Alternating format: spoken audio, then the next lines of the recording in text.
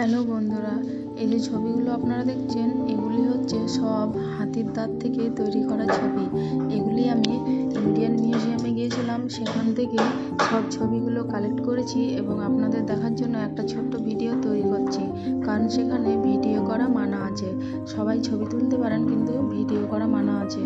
এবং সেখানে মিউজিয়াম দেখার জন্য আলাদা টিকিট করতে হয় এবং ছবি তোলার জন্য আলাদা টিকিট করতে হয়। তাই সেখানে ছবি তোলার জন্য পারমিশন নিতে হয়, বিনা পারমিশনে কিন্তু ছবি তোলা নিষেধ আছে।